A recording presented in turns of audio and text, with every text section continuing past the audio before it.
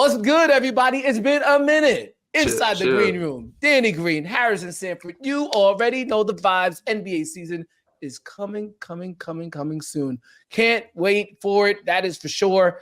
Danny, what's good, my friend? I haven't seen you, or at least I haven't talked to you on a podcast form in a minute. It's been a while, bro. Everything's good though. You know, trying to stay young, trying to stay healthy, getting some work in here and there, a couple workouts, seeing what brings to the table, and figuring out what the next steps are before the next chapter happens. Yeah. Hey, man, as I've always said, and I'm not just saying this because you're my podcast co-host, but one of the more admirable traits that you have is your perseverance. So keep on persevering, my friend. And one way or another, we know we all know you good. You're gonna the next step is the right step. It's a beautiful thing about life. Everything happens for a reason, for sure. For sure. Yeah, for sure. With that being said, Danny, as we look ahead to the next NBA season, I have some breaking news for you, dog. Okay. What you got? And I know you've known me for a while. You started our friendship as people who love the sport of basketball. You love teenagers. Playing it. I loved covering it as a teenager. I hate to say it to you, dog. I am officially a bigger NFL fan than I am an NBA fan. It's over, dog. That's it. I'm sorry, bro. I've flipped this. I've turned a new page. Don't get it twisted. I love NBA. I love basketball, but there is something about the National Football League that I can't front on, dog. I saw the banner. I saw the discussion or the banner, and I'm like, what the hell is going on here? I'm wondering what made you change. What made you switch over? What gave NFL the edge? So here's what I'd say. I love how spectacular the NBA can be in certain moments, but watching an NFL game, there's just the NBA doesn't come close. So the games the other night was good. They were really good to you. It's if you want to ask me what I like when I think of the NBA, bro, I think of stories. I think of narratives. I think of is Steph Curry gonna win another NBA championship with how the Warriors are looking? Is Wemby the next GOAT? You know what I'm saying? Is Joel Embiid finally gonna get past the second round? Can the New York Knicks win their first title since the 1970s? And I love the NBA. I love breaking it down. I love pick and roll coverage. You know what I'm saying? Which team plays good in transition defense? Which player still has a back to the basket game? I could talk X's and O's basketball all day long. However, the NFL, I could watch the actual game itself, the strategies behind it, and how, because each team only plays 17 games, the relative importance of each game is just so magnified. If the NBA was playing at a playoff level all year long, or at least for 16 games, year, yeah. You know what I'm saying? That would be. But obviously, you got to make the money. You got to play those 82 games. You got to fill out that arena 41 times a year. So I get so the stakes are higher for the regular season, like every game. That makes sense. And the fact, and it's like you said, you see the coverages, you see the fly, and because it's a little slower, like each play, you can see what happened. Yes. The NBA game is going really fast. There's a lot of not dead plays, but plays where it's just free for all, kind of not pinpoint. It's not like execute every play. It has to be executed. You can't break down every play in the NFL. You can't just go. You can't just freestyle NFL. Like everything is. Yeah. NBA, there's a lot of freestyle. It's just like, all right, they're playing out of delay action. They're playing out of this. It's just like, oh, he made a read and this happened. And there's a lot of points, a lot of dead plays, a lot of dumb mistakes or dumb plays, or people just get fast break or free throws. Yeah. Every play at each down is like, all right, what's about to happen? So you're locked in. Yeah, I can see that. NFL game. There was a discussion. Go ahead. So recently on a podcast, and it was an NFL player saying NFL players are the best athletes in the world, but NBA is the most skilled athletes in the world. Ooh. I'm wondering what your stance is on that. So if we're comparing the two, I can see some understanding of that. There is an art there. I mean, basketball and soccer international soccer, or or American soccer, or however you want to say, American soccer, international football, there is a certain skill that you have to admire. Shooting the ball is a tremendously admirable skill. To having a certain amount of touch on your foot is an admirable skill. But I've said this before, and I am going to maintain it, and I'm not wavering off of this. The most skilled athletes in the world are actually hockey players, bro. Yes. I'm Skating is a sport. Skating and with a puck and a stick, and the coordination. Hockey players is crazy. But I will say this. So this is why each other too. I like his take. And they scrapping. Yes, and they scrapping. I like his take. I will agree that we are more skilled than NFL, but I don't think we're the most skilled. But the reason why they call us the best athletes in the world, and skill has a big part. And I think NFL probably, they seem like the best athletes in the world because they can do so much with weights. They can squat so much weight. They can bench press so much weight. They can run really fast. They can jump really high. They can do a lot of track. But I think they're not as adaptive to other sports as they don't need as much. You don't players. need as much skill in the NFL, in my opinion. And that to me makes you a better all around athlete if you're able to adapt to tennis, soccer, badminton, ping pong. You know what I'm saying? Swimming. I think that basketball players are more adaptive than any other sport, and that's what makes us the best athletes. I think we are more skilled than NFL, but we're not more. I don't think we're more skilled than NHL. They're on another level. That skating shit is a different level, and they're moving fast. They're acrobats out there. And they're stopping on a dime, and they got to get a little ass puck. So imagine, golf is hard, right? You have to hit this little ass ball and this little ass hole 100 yards away. If you tracking this little ass puck while you're trying to get it in a goal with a big dude there, and while somebody's ready to forecheck and you, somebody's beating the hell out of you, beating you up and shit. Nah, bro. And NHL probably the most skilled, and I would say we are. NFL, I think, is close, but I think we are the best athletes because we're more adaptive. But he had a really good take, and I can't say I disagree with it. I will say this though: we fully, acknowledge anyway. that I disagreed a little bit, but not fully.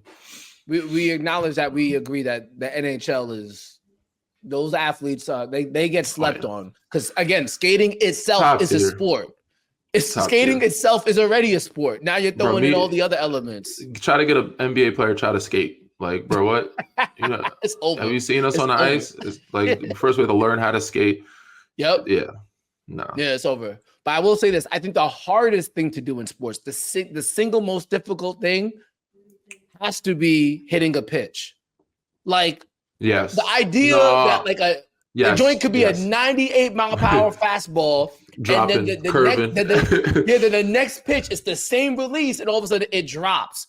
Or it slides away from you, or it drops at the last moment, and it could be high in the zone, low in the zone. Yeah, hitting a ball that small with a bat that's not that big at a high speed, moving. Bro, the reaction time you have to have, your eyes, hand-eye coordination to pick up the pitch, to see. Oh, I think you have 0.00008 seconds to decide if this is a curveball or a fastball. Yeah, I'm with you. That's because golf is it's a sitting still target. You know what I'm saying? Yeah. Tennis is all right, you got some time. They're still hitting hard, but you got some time to run, catch it. Ping pong. It's No. Yeah, but like I said, hitting there, waiting for somebody to throw the fastest, weirdest ball at you, and you try to hit it in the space of this. Yeah. And it's not like even when you hit the ball, it's not you hit the ball, you get on base. You gotta keep it in a certain way. You gotta hit a certain way, keep it in a certain way. Try to get over the fence or keep it away from people. Try to get you to base. No, baseball players are definitely slept on. So with that being said, shout out to all athletes just in general. It's word. It's when you get to that level in general, it's pretty dope. I will say this though, now that we're actually here, and now that you're a father now, so this is even maybe a more easy, better discussion to even have now. I feel like when I was growing up, Danny, a lot of people, when I heard stories of athletes or people who became professional athletes, and their origin story was, I'm just trying to get, buy my mother a house, buy my family a house, make sure my family needs for nothing, right? And the mindset was like, okay, you only get that money when you're a pro. As college football season has started here now, and I'm watching all of these kids in the transfer portal getting money. Like, man, there was literally like a bidding. Like I'll give you an example. Cam Ward, who's now the starting quarterback for the University of Miami, he's a Heisman candidate now. It was Cam Ward and DJ Uiagalelei, who was at Oregon State. Florida State had an opportunity. To get both of those guys, right? But they decided to go with Uiagalelei. I think he came at a cheaper number, and I think they didn't see the difference between the two. I don't know per se, but like it's like free agents. Like they got Uiagalelei was at Oregon State, Cam Ward was at Washington State, and now like these teams are like it's like free agents. It's like college free agency, and the same is going to happen in college basketball too. It's like, let me get this kid who had like 4 years of experience over here. We got like 100, we got like 50 bands. We got 50 bands for him. Nick Saban was on a college game day broadcast, bro, and they were talking, and he was talking about like Ohio State's roster cost like $20 million. Yeah, that's a lot of money, bro. What? Yo, it's crazy how like the landscape has changed. Where it's like now, okay, I'm thinking about it. Like if I have, I'm not going to rely on my child, right, to pay for their college education. But I can legit say to my daughter or my son, my future daughters and son, I'll be like, yo, if you just make it to high D1, you might leave school set for life. And that's without even finishing the degree. Because the type of money that's out there as a college athlete, it's wild. It's a lovely thing, man. It's crazy. It has changed the game. It has changed kids. I hope not too much for the bad, but I said I'm happy to see these young guys getting, because a lot of guys don't have life after college. A lot of players don't make it to the next level, or if they do, they don't have it's just short career, a couple of years, even the best of the best. So, and they bring in so much money to these organizations that they deserve. Yeah, they're not even schools now; they organizations. They franchises. They franchises now. So it's good to see them getting paid. And it does make it so when you see these billboards now, you see certain college players on them now, and it's dope to see them be able to get there. Like, obviously, there was a time we couldn't put our names on the back of our jerseys because they couldn't pay us, that type of thing. Yeah. But now guys are getting their cuts, man, and it's a beautiful thing, man. So especially for those who have kids coming up, you can actually make a living going to college. You know what I'm saying? College kind of back.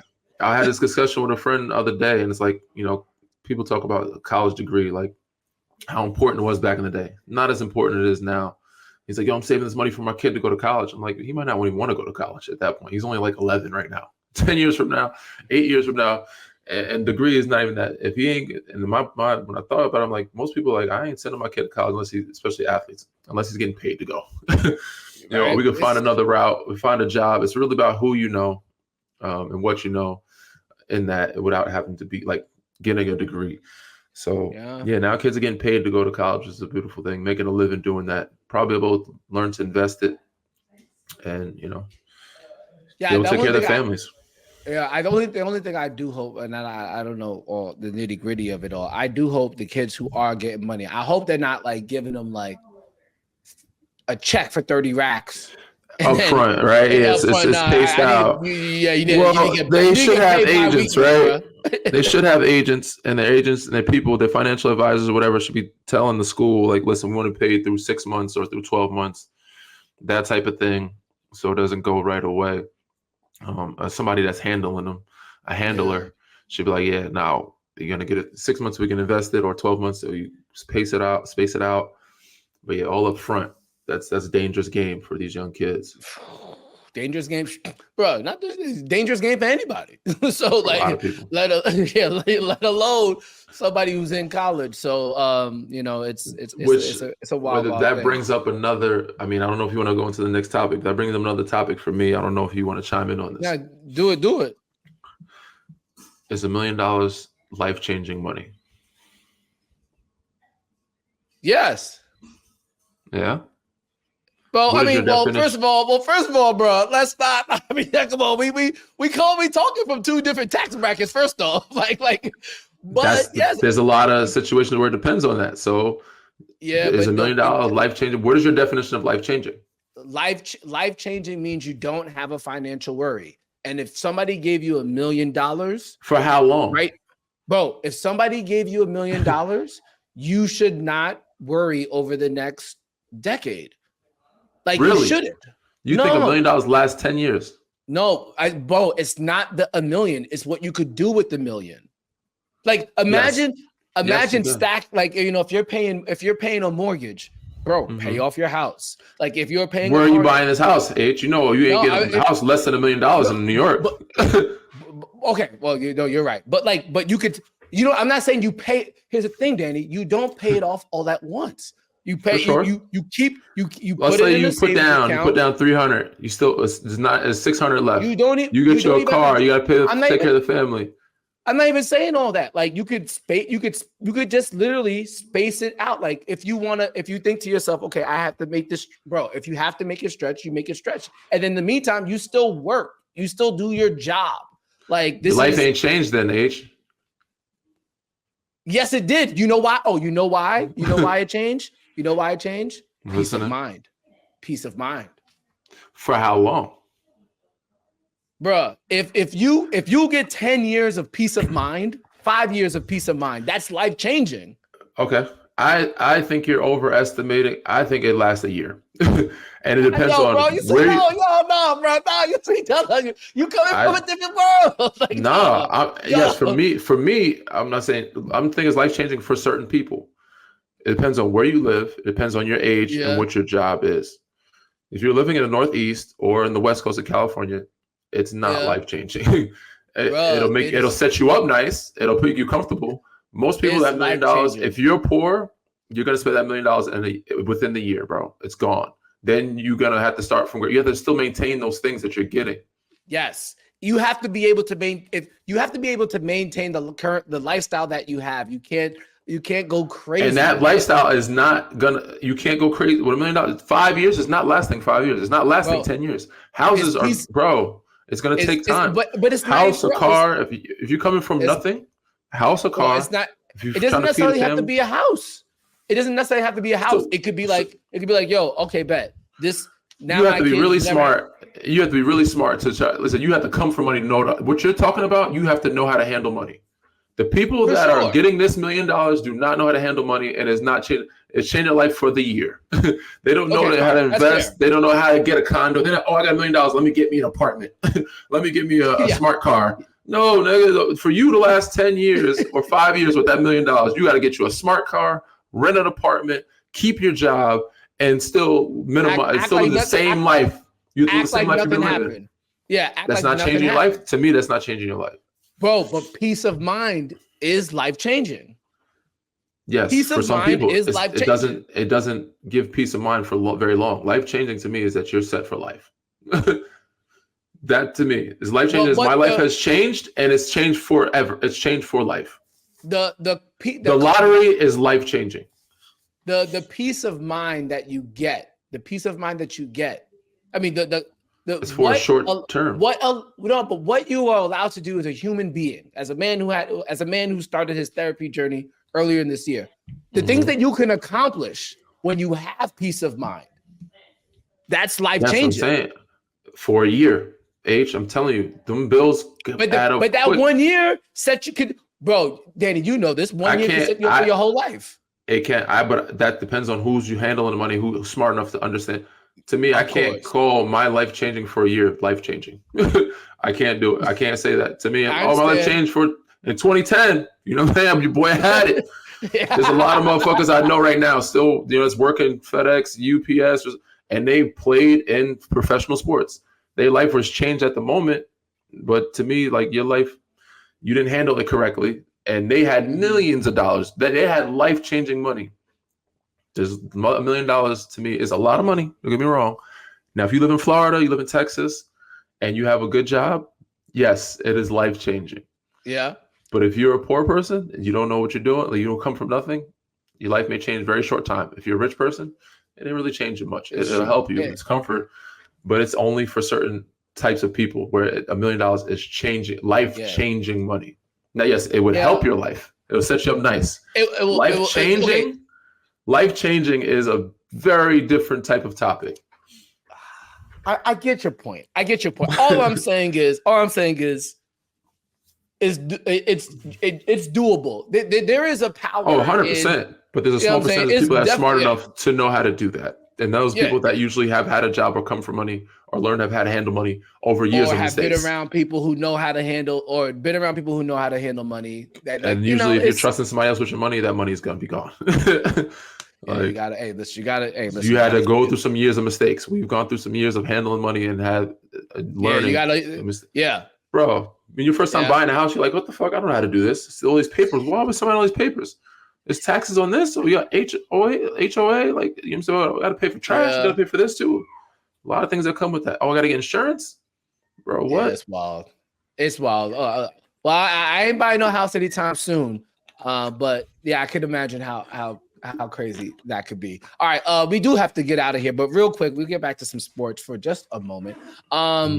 NBA is still not around yet. It still got some time, but we are cooking up in the WNBA. And I have to say, Danny, I am actually super geeked up for the WNBA playoffs, not just because the Liberty, who went to the WNBA finals last year, are looking even better than they did last year, not just because the Minnesota Lynx are looking like a legit contender to win the whole thing, and obviously the Aces ain't going anywhere. You still have the Storm, you still have the Sun. I think there's the quality of the WNBA playoffs is going to be very good. And one of the reasons why it's going to be even better is because the Indiana Fever will be there, a.k.a. Caitlin Clark will be in the building. Yes, now, everybody's going to be watching. You got to give a shout out to Aaliyah Boston, who's playing at a high level. Real big shout out to Kelsey Mitchell, who has really allowed Caitlin to do her thing because she's scoring the ball. She's knocking down the three at an efficient rate. She is proven to be a scorer coming out of Ohio State. I forget when she graduated from Ohio State, but I remember watching her at Ohio State. Nonetheless, Caitlin Clark, she's the real deal. She's the goods. She's going to break all types of rookie assist records and maybe even three-pointers made records. I don't even know where she's at this point. They clinched a playoff spot now, so she's certified, locked in. I'm just happy that it's gotten to the point where – I remember because it started – I think it's at the point now, Danny, where it's very hard to hate. And if you're still hating, you got some issues. You got some. So you got to look in the mirror, figure out, go talk to a therapist, and figure out what's going on with yourself. Because, she's doing it. They doing it. But yeah, she's doing it. And these young girls, all of them, they're doing their thing. Yeah, no, I really love what she's been doing. Big shout out to also, and even Angel Reese has been getting a lot of hate on X. Because even though she's been grabbing crazy rebounds, she's not a great finisher at the rim. I'm going to keep it real with you. I like basketball and I like efficiency. She needs to get better at finishing at the rim. And she would also say that. And she would also say that too. So it's all fair game. Yeah, she's still a rookie. People forgetting she's still a rookie. I think she said on her podcast recently that her true potential is going out and being a stretch four. That would be quite a development if she could actually develop that part of her game. Right now, that's not her. But in general, though, I'm just excited for the game, and I think it's a nice little leeway into the NBA season. The only thing I hate is that and then what's tough for the WNBA, they're getting to the playoffs, and the Olympic break, while it might have helped Caitlin Clark and the Fever, it might hurt the WNBA because now those playoffs, bro, when they gonna get played during the NFL season? Yeah, that's tough. That's tough. But I mean, still, you got the golden goose there. People are gonna watch, right? People are gonna watch. Hey man, if they do numbers during WNBA season, they need to go back to all their TV partners. We need more money because it was during the NFL season. Because this is anomaly. They wouldn't have had such a big break if it wasn't for the Olympics, right? So they could say imagine if we did more of our playoff games without the NFL. Now that we got the Caitlin Clark effect. For sure. Yeah, man. 100%. Yeah. All right. Next time when we come back, maybe we'll talk about some real NBA stuff. But this was just good catching up with y'all. For sure. About life and sports and all that good stuff. With that being said, until next time, you guys know what to do. Read, rate, subscribe, review. Peace. Peace.